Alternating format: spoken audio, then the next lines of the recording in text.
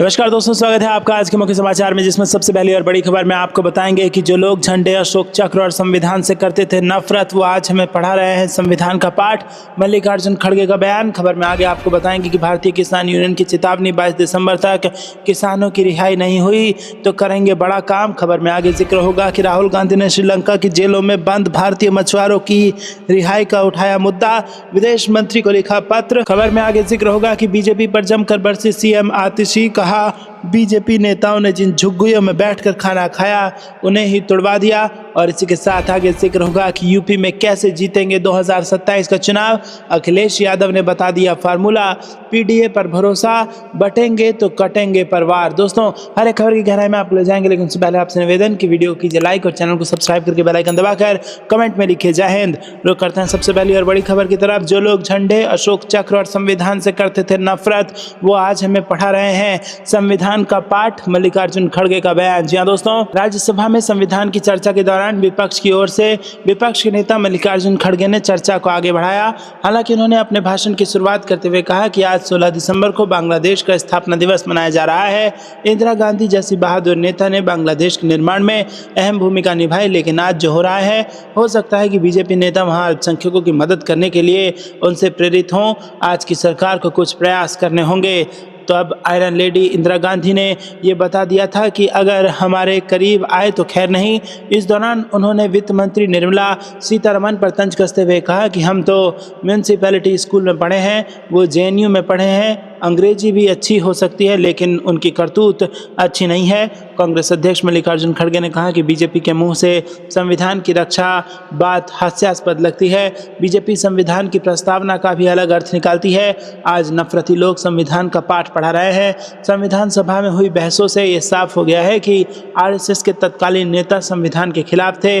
जो लोग झंडे, अशोक चक्र और संविधान से नफरत करते थे, वो आज हमें संविधान का पाठ पढ़ा रहे हैं। उन्होंने कहा कि संविधान के मुताबिक देश में चलना चाहिए। बीजेपी के पाप गंभीर हैं और उनके दाग धुलने वाले नहीं हैं। कांग्रेस अध्यक्ष मल्लिकार्जुन खड़गे ने संविधान पर चर्चा में भाग लेते हुए कहा कि किसी को भी देश के लिए लड़े बिना आजादी पर टिप्पणी नहीं करनी चाहिए। जिन्होंने देश के लिए लड़ाई नहीं लड़ी, वो आजादी के महत्व को कैसे समझेंगे। राज्यसभा में मल्लिकार्जुन खड़गे ने कहा कि प्रधानमंत्री नरेंद्र मोदी वर्तमान में नहीं बल्कि अतीत में जीते हैं। इससे ज्यादा बेहतर होता कि वो लोकतंत्र को मजबूत करने वाली वर्तमान उपलब्धियों को गिनाते। उन्होंने ये भी कहा कि बीजेपी देश के लोगों को बेवकूफ बनाने के लिए जुमले दे रही है और हम पर आरोप लगा रही है। रुक करते हैं अगली ब्रेकिंग न्यूज की तरफ। भारतीय किसान यूनियन की चेतावनी, 22 दिसंबर तक किसानों की रिहाई नहीं हुई तो करेंगे बड़ा काम। जी हां दोस्तों, गौतम बुद्ध नगर में किसानों की ओर से अपनी मांगों को लेकर चलाए जा रहे धरना प्रदर्शन के बाद पुलिस ने कई किसान नेताओं को लुक्सर जेल में बंद कर दिया है।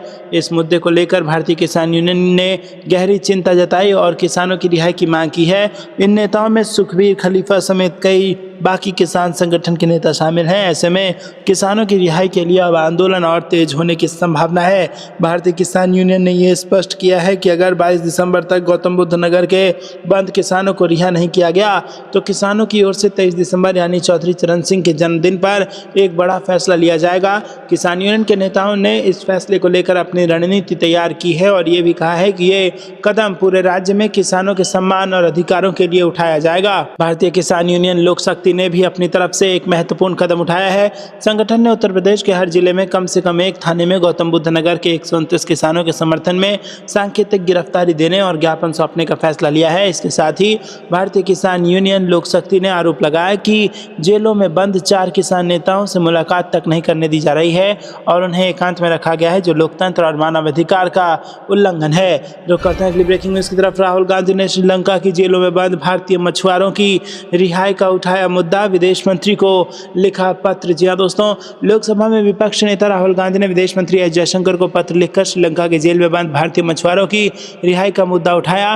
कांग्रेस सांसद ने अपने पत्र में लिखा कि हम श्रीलंकाई राष्ट्रपति की भारत की पहली आधिकारिक यात्रा की मेजबानी कर रहे हैं। मैं भारत सरकार से अनुरोध करता हूं कि वो गलती से अंतर्राष्ट्रीय समुद्री सीमा पार करने वाले भारतीय मछुआरों के मुद्दे को उठाएं और उनकी जल्द रिहाई सुनिश्चित करें। राहुल गांधी ने केंद्र से मछुआरों पर लगाए लगाए गए जुर्माने को माफ करने और जब्त की गई मछली पकड़ने वाली नौकाओं की रिहाई सुनिश्चित करने का भी आग्रह किया, ताकि कोलंबो के साथ लंबित मुद्दों को हल करने के लिए संयुक्त कार्य समूह जैसी अंतर सरकारी व्यवस्थाओं की नियमित बैठक सुनिश्चित हो सके। कांग्रेस नेता ने श्रीलंका के राष्ट्रपति के भारत दौरे के दौरान ये मुद्दा उठाने की अपील की है। श्रीलंका के राष्ट्रपति अनुराग कुमार दिशानायके के 15 से 17 दिसंबर तक 3 दिवसीय भारत यात्रा पर पहुंचे हैं। सितंबर में पदभार ग्रहण करने के बाद ये दिशानायके की पहली द्विपक्षीय भारत यात्रा है। रविवार को नई दिल्ली पहुंचने पर सूचना एवं प्रसारण राज्य मंत्री डॉक्टर एल मुरुगन ने श्रीलंकाई राष्ट्रपति का गर्मजोशी से स्वागत किया। इस बीच राष्ट्रपति अनुराग कुमार दिशानायके का भारत की राजकीय यात्रा के दूसरे दिन सोमवार को नई दिल्ली में राष्ट्रपति भवन के प्रांगण में औपचारिक स्वागत किया गया। राष्ट्रपति द्रौपदी मुर्मू और प्रधानमंत्री नरेंद्र मोदी ने राष्ट्रपति भवन में श्रीलंका के राष्ट्रपति अनुराग कुमार दिशानायके की अगवानी की। राष्ट्रपति दिशानायके ने संयुक्त रक्षा सेवाओं द्वारा किए गए गार्ड ऑफ ऑनर का निरीक्षण किया। इस अवसर पर राष्ट्रपति द्रौपदी मुर्मू और श्रीलंका के राष्ट्रपति अनुराग कुमार दिशानायके ने एक दूसरे को अपने अपने मंत्रियों, राजनयिकों और अधिकारियों से मिलवाया। रुक करते हैं अगली ब्रेकिंग न्यूज की तरफ। बीजेपी पर जमकर बरसी सीएम आतिशी। कहा, बीजेपी नेताओं ने जिन झुग्गियों में बैठकर खाना खाया उन्हें ही तुड़वा डाला। जी हां दोस्तों, आपको बता दें कि दिल्ली की मुख्यमंत्री आतिशी ने सोमवार को प्रेस कॉन्फ्रेंस कर भारतीय जनता पार्टी पर जमकर निशाना साधा और कहा कि बीजेपी दिल्ली में झुग्गी झोपड़ी वालों के खिलाफ षड्यंत्र रच रही है। सीएम आतिशी ने कहा कि पिछले कुछ दिनों से बीजेपी के नेता झुग्गी झोपड़ी में रहने वालों के पास जा रहे हैं और उनके पास बैठ रहे हैं। उन्होंने कहा कि बीजेपी के नेता दिखावा कर रहे हैं। मुख्यमंत्री आतिशी ने कहा कि मैं झुग्गी झोपड़ी में रहने वाले अपने भाइयों और बहनों से अपील करती हूं कि इनके बहकावे में ना आए। उन्होंने कहा कि झुग्गी वालों को लेकर बीजेपी की सच्चाई को जानना बहुत जरूरी है। सीएम आतिशी ने बताया कि बीजेपी के कुछ नेताओं ने कुछ दिन पहले सुंदर नगरी में जिन झुग्गियों में प्रवास किया, यहां तक वहां रहने वाले लोगों के साथ खाना खाया और बच्चों के साथ कैरम बोर्ड भी खेला। बताया कि उन्होंने बच्चों के साथ खेलने की फोटो को भी सोशल मीडिया पर शेयर किया था। बीजेपी वालों ने जिन झुग्गियों में बच्चों के साथ फोटो खिंचवाई, 3 महीने बाद कोर्ट से स्पेशल परमिशन लेकर इन झुग्गियों को तोड़ दिया गया। सीएम आतिशी ने बताया कि इन झुग्गियों को ऐसे समय में तोड़ा गया जब दिल्ली में कड़ाके की ठंड थी और बच्चों के एग्जाम चल रहे थे। उन्होंने बताया कि परिवारों के पास रहने के लिए जगह भी नहीं थी, फिर बीजेपी की केंद्र सरकार ने इन झुग्गियों को तोड़वा दिया। रुक करते हैं अगली ब्रेकिंग न्यूज की तरफ। यूपी में कैसे जीतेंगे 2027 का चुनाव, अखिलेश यादव ने बता दिया फार्मूला। पीडीए पर भरोसा, बटेंगे तो कटेंगे पर किया वार। जी दोस्तों, उत्तर प्रदेश में 2027 का विधानसभा चुनाव जीतने की रणनीति पर समाजवादी पार्टी अध्यक्ष अखिलेश यादव ने काम करना शुरू कर दिया है। पार्टी की ओर से जमीन पर पार्टी को मजबूत बनाने की कोशिश की जा रही है। पार्टी का पूरा ध्यान अपने आजमाए पिछड़ा, दलित, अल्पसंख्यक यानी पीडीए फार्मूले की जमीन पर बनाए रखने पर है। लोकसभा चुनाव में पीडीए पॉलिटिक्स ने अखिलेश यादव को भारतीय जनता पार्टी पर बढ़त दिला दी। हालांकि विधानसभा चुनाव में पार्टी की कोशिश भाजपा की तमाम राजनीति पर पार पाने की है। पार्टी की कोशिश भारतीय जनता पार्टी की बटेंगे तो कटेंगे वाली राजनीति से आगे निकलने की है। अखिलेश यादव ने एक टीवी चैनल पर आयोजित कार्यक्रम में बटेंगे तो कटेंगे के नारे पर बड़ा दावा किया। उन्होंने कहा कि जमीन पर हम इस नारे को काटने में कामयाब हो रहे हैं। यूपी उपचुनाव में पीडीए के फेल होने के सवाल पर अखिलेश यादव ने कहा कि हम परिणाम से निराश नहीं है। पुलिस ने जिस प्रकार का रोल निभाया है वो हर किसी ने देखा है। 300 से ज़्यादा शिकायतें हमने की। कानपुर में चुनाव आयोग को पुलिस अधिकारी को हटाना पड़ा। रुक करते हैं अगली ब्रेकिंग न्यूज़ की तरफ। 18 दिसंबर को विधानसभा घेराव करेगी कांग्रेस। अजय राय ने कहा, योजनाबद्ध तरीके से कराए गए दंगे। जी हाँ दोस्तों, उत्तर प्रदेश में जैसे जैसे ठंड बढ़ रही है वैसे वैसे राजनीतिक गर्मी भी बढ़ रही है। सोमवार से विधानसभा का शीतकालीन सत्र शुरू हो चुका है। प्रदेश में कांग्रेस ने विधानसभा के घेराव का ऐलान कर दिया है। विधानसभा घेराव की तैयारियों का जायजा लेने पहुंचे अजय राय ने जमकर सरकार पर हमला बोला। कांग्रेस नेता अजय राय ने कहा कि प्रदेश के अंदर अत्याचार और अन्याय हो रहा है। प्रदेश में किसान, मजदूर, हमारी बहन बेटियां, स्कूल, अस्पताल, हर जगह तबाही मची हुई है। इन सब को ध्यान में रखते हुए हमने निर्णय लिया है कि हम 18 दिसंबर को विधानसभा सत्र का घेराव करेंगे और सरकार को कार्रवाई के लिए मजबूर करेंगे। अजय राय ने आगे कहा कि 10 बच्चे जलकर मर गए, क्या सरकार इस पर कोई कार्रवाई कार्रवाई कर पाई, केवल अटैच कर दिया गया, किसी के ऊपर कोई हत्या का आरोप नहीं लगा। रुक करते हैं अगली ब्रेकिंग न्यूज की तरफ। बांसुरी स्वराज के खिलाफ सत्येंद्र जैन दर्ज करवाएंगे मानहानि का केस, अदालत में 20 दिसंबर को होगी पेशी। जी हां दोस्तों, बीजेपी सांसद बांसुरी स्वराज के खिलाफ दिल्ली की राउज एवेन्यू कोर्ट ने आपराधिक मानहानि को लेकर नोटिस जारी किया है। बांसुरी के खिलाफ याचिका आम आदमी पार्टी के नेता, पूर्व मंत्री और विधायक सत्येंद्र जैन ने फाइल करवाई है। याचिका दायर होने के बाद राउज एवेन्यू कोर्ट ने यह नोटिस जारी किया है। सत्येंद्र जैन ने बांसुरी स्वराज पर आरोप लगाते हुए कहा कि 5 अक्टूबर 2023 को एक टीवी इंटरव्यू के दौरान उनके खिलाफ अपमानजनक टिप्पणी की गई थी। इस संबंध में कोर्ट ने स्वराज को 20 दिसंबर को पेश होने के लिए कहा है। इसी दौरान ही कोर्ट इस मामले में सत्येंद्र जैन और उनके 2 गवाहों के बयान दर्ज करेगी। सत्येंद्र जैन का दावा है कि बांसुरी स्वराज ने झूठा दावा किया कि उनके घर से 3 करोड़ रुपए बरामद हुए और उनके घर से 1.8 किलोग्राम सोना और 133 सोने के सिक्के बरामद किए गए थे। रुक करते हैं अगली ब्रेकिंग न्यूज की तरफ। महाराष्ट्र में फिर ईवीएम पर संग्राम, विधान भवन की सीढ़ियों पर विकास का शक्ति प्रदर्शन, हुई नारेबाजी। जी दोस्तों, महाराष्ट्र विधान भवन की सीढ़ियों पर विपक्ष के नेताओं ने सोमवार को प्रदर्शन किया। उन्होंने चुनाव में ईवीएम के इस्तेमाल पर नारे भी लगाए। इस विरोध प्रदर्शन नागपुर में विधानमंडल के शीतकालीन सत्र के उद्घाटन के दिन आयोजित किया गया था। राज्य विधान परिषद में विपक्ष नेता अंबादास दानवे इस प्रदर्शन का नेतृत्व कर रहे हैं। उन्होंने प्रदर्शन में संविधान और लोकतंत्र को बचाने का आह्वान किया और ईवीएम के इस्तेमाल का विरोध किया। प्रदर्शन के दौरान विपक्षी पार्टियों के नेताओं ईवीएम हटाओ देश बचाओ, ईवीएम हटाओ संविधान बचाओ और ईवीएम हटाओ लोकतंत्र बचाओ के नारे भी लगाए। इस दौरान अंबादास दानवे के साथ कांग्रेस विधायक विजय वडेट्टीवार, नितिन राउत, भाई जगताप, विकास ठाकरे, शिवसेना यूबीटी नेता भास्कर जाधव, वरुण देसाई और सचिन अहिर और अकांपा एसपी विधायक जितेंद्र अवध भी मौजूद थे। रुक करते हैं अगली ब्रेकिंग न्यूज की तरफ। दिल्ली में केजरीवाल ने लगाई महिला अदालत, कानून व्यवस्था के मुद्दे पर केंद्र सरकार को घेरा। जी हां दोस्तों, दिल्ली के पूर्व मुख्यमंत्री अरविंद केजरीवाल ने महिला अदालत में भाजपा और केंद्रीय गृह मंत्री अमित शाह पर महिलाओं की सुरक्षा को लेकर गंभीर सवाल उठाए और कहा कि निर्भया घटना के 12 साल बाद भी महिलाओं के खिलाफ हिंसा की घटनाएं कम नहीं हुई हैं बल्कि कई गुना बढ़ गई हैं। केजरीवाल ने यह भी पूछा कि क्या ये कहना गलत है कि शाम को बेटी घर लौटती नहीं तो माँ बाप को डर लगता है। उन्होंने केंद्र सरकार को निशाने पर लेते हुए कहा कि दिल्ली की सुरक्षा की जिम्मेदारी 10 साल पहले भाजपा को दी गई थी लेकिन इस पर कोई काम नहीं किया गया। केजरीवाल ने कहा कि केंद्र सरकार ने दिल्ली वासियों को सुरक्षा देने का वादा किया था लेकिन वो तक पूरा नहीं कर पाई। अरविंद केजरीवाल ने भाजपा नेताओं पर कटाक्ष करते हुए कहा कि भाजपा वाले कहते हैं कि महिलाओं की सुरक्षा कोई मुद्दा नहीं है। उन्होंने कहा जो घरों में महिलाओं के साथ हिंसा का सामना कर रहे हैं उनसे पूछिए कि क्या सुरक्षा एक मुद्दा नहीं है। रुक करते हैं अगली ब्रेकिंग न्यूज की तरफ। बांग्लादेश के हिंदुओं को बचा लो, दादी इंदिरा के किस्से बताकर प्रियंका गांधी ने मोदी सरकार को घेरा। जी हां दोस्तों, बांग्लादेश के स्वतंत्रता दिवस के मौके पर प्रियंका गांधी ने संसद में मोदी सरकार से पड़ोसी मुल्क में हिंदुओं, ईसाइयों समेत अन्य अल्पसंख्यकों को बचाने की अपील की। उन्होंने कहा आज विजय दिवस है, इसी दिन हमने पाकिस्तान को सबक सिखाया था और बांग्लादेश का निर्माण हुआ था। इसे इंदिरा गांधी जी की निर्णायक सरकार और जाबाज सैनिकों ने अंजाम दिया था। उन्होंने इंदिरा गांधी की इच्छा शक्ति का जिक्र करते हुए मोदी सरकार से अपील की है कि आप भी उसी तरह बांग्लादेश के अल्पसंख्यकों की रक्षा करें। प्रियंका गांधी ने लोकसभा में अपनी दूसरी स्पीच में सोमवार को कहा कि पहला मुद्दा जो मैं उठाना चाहती हूँ वो ये है कि इस सरकार को बांग्लादेश में हिंदुओं, ईसाइयों के साथ हो रहे उत्पीड़न के खिलाफ आवाज़ उठानी चाहिए।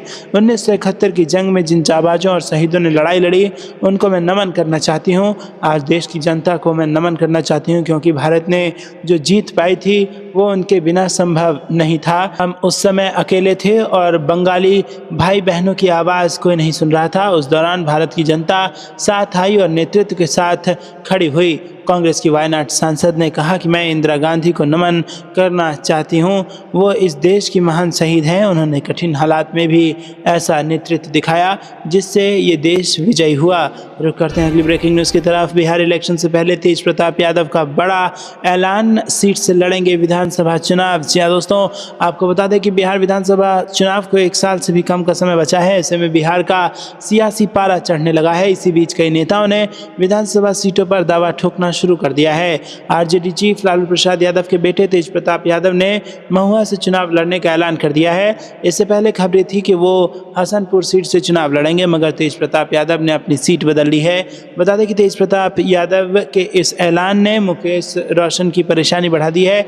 मुकेश रोशन का एक वीडियो भी सामने आया है जिसमें वो फुट फुट कर रोते दिखाई दे रहे हैं। हालांकि मुकेश रोशन ने मीडिया को देखकर अपना रास्ता बदल लिया। उन्होंने अपने रोने की वजह भी साफ नहीं की। मुकेश रोशन को सड़कों पर रोता देखकर हर कोई हैरान है। दरअसल तेज प्रताप यादव बिहार में एक अस्पताल के उद्घाटन में पहुंचे थे। अस्पताल उद्घाटन के दौरान उन्होंने बिहार की स्वास्थ्य व्यवस्था पर भी बात की। ऐसे में जब तेज प्रताप यादव से पूछा गया कि क्या वो महुआ जाएंगे, इस पर प्रतिक्रिया देते हुए तेज प्रताप ने कहा कि बिल्कुल वो महुआ जरूर जाएंगे। महुआ जाने में कोई आपत्ति नहीं है। महुआ के लोग उन्हें बुला रहे हैं और महुआ उनकी पारंपरिक सीट रह चुकी है। तेज प्रताप यादव पहले भी इस सीट से चुनाव लड़ चुके हैं। रुक करते हैं अगली ब्रेकिंग न्यूज़ की तरफ। यूपी विधानसभा सत्र संभल बहराइच हिंसा को लेकर सदन से बहिर्गमन करेगी सपा। विधायकों के साथ बैठक करेंगे अखिलेश यादव। जी हाँ दोस्तों, समाजवादी पार्टी विधानमंडल के दोनों सदनों में पहले दिन संभल और बहराइच हिंसा के प्रकरणों को प्रमुखता से समाजवादी पार्टी उठाएगी। विधानसभा और विधान परिषद विधायक दल की रविवार को अलग अलग हुई बैठक में इस बात की लेकर रणनीति तैयार की गई है। इन मुद्दों पर सपा सदस्य सदन से बहिर्गमन भी करेंगे। सपा की विधानसभा और विधान परिषद सदस्यों की बैठक में कानून व्यवस्था और किसानों के मुद्दे भी प्रमुखता से उठाने का फैसला किया गया। सपा के मुख्य प्रवक्ता राजेंद्र चौधरी ने बताया कि भाजपा राज्य में कानून व्यवस्था चौपट हो चुकी है। भाजपा सरकार ने संभल और बहराइच में पुलिस और प्रशासन का खुलेआम दुरुपयोग किया, झूठे मुकदमे लगाए, गन्ना किसानों को समय से भुगतान नहीं हो रहा है, खाद भी नहीं मिल पा रही है। सपा इन मुद्दों को लेकर सड़क पर संघर्ष पहले से ही कर रही है, अब सदन में भी करेगी। रुक करते हैं अगली ब्रेकिंग न्यूज़ की तरफ। किसान आंदोलन पर अभय चौटाला का बड़ा बयान। बोले आंदोलन की नई रूपरेखा तैयार करें किसान। हरियाणा किसान भी साथ देने को तैयार। जी हाँ दोस्तों, किसान आंदोलन को लेकर सियासी घमासान तेज हो गया है। किसान अपनी मांगों को लेकर आंदोलन कर रहे हैं। बीजेपी के खिलाफ किसानों ने मोर्चा खोल दिया है तो विपक्षी नेता भी किसानों के समर्थन में उतर आए हैं। वहीं इनेलो नेता अभय चौटाला का बयान भी सामने आया है। अभय चौटाला ने कहा कि किसानों को एकजुट होकर कोई बड़ा फैसला लेना चाहिए, नई रूपरेखा से आंदोलन की रणनीति बनानी चाहिए। इस दौरान अभय चौटाला ने कहा कि किसान आंदोलन में किसानों को साथ देने के लिए हरियाणा के किसान भी आगे आएंगे। अभय चौटाला ने कहा कि आमरण अनशन पर बैठे किसान नेता जगजीत सिंह डल्लेवाल का हालचाल पूछने जा रहे हैं। वो उनसे कहेंगे कि किसानों को एकजुट होकर कोई बड़ा फैसला लेना चाहिए। रुक करते हैं अगली ब्रेकिंग न्यूज़ की तरफ। एक साथ चुनाव का करें विरोध। सीएम स्टालिन बोले ये भारत को एकात्मक शासन प्रणाली के संकट में धकेलेगा। जी हाँ दोस्तों, आपको बता दें कि तमिलनाडु के मुख्यमंत्री एम.के. स्टालिन ने सभी लोकतांत्रिक ताकतों से एकजुट होने और चुनावी सुधार की आड़ में थोपे गए एक साथ चुनाव कानून के खिलाफ पूरी ताकत से लड़ने तथा भारत इसकी विविधता एवं संविधान को बचाने का आह्वान किया। उन्होंने दावा किया कि केंद्र में भारतीय जनता पार्टी के नेतृत्व वाली सरकार के पास इस महत्वपूर्ण विधेयक को पारित करने के लिए बहुमत नहीं है।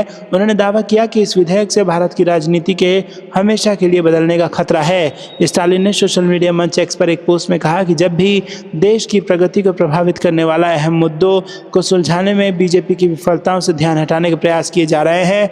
उन्होंने कहा कि विपक्षी दलों का इंडिया गठबंधन इस संघ विरोधी एवं अव्यवहारिक एक राष्ट्र एक चुनाव का विरोध करेगा, क्योंकि ये देश को एकात्मक शासन प्रणाली के संकट में धकेल देगा तथा इस प्रक्रिया में इसकी विविधता और लोकतंत्र को नष्ट कर देगा। रुक करते हैं अगली ब्रेकिंग न्यूज़ की तरफ। राहुल प्रियंका में है पीएम मोदी के खिलाफ लड़ने की शक्ति। 2025 बिहार विधानसभा चुनाव को लेकर बोले पप्पू यादव। जी हाँ दोस्तों, सांसद और नेता पप्पू यादव चाहते हैं कि 2025 के बिहार विधानसभा चुनाव में कांग्रेस बड़े भाई की भूमिका निभाए।